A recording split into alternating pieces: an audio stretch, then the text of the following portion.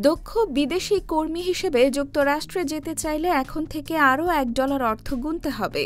শুক্রবার এমন একটি নির্বাহী আদেশে স্বাক্ষর করেছেন মার্কিন প্রেসিডেন্ট ডোনাল্ড ট্রাম্প।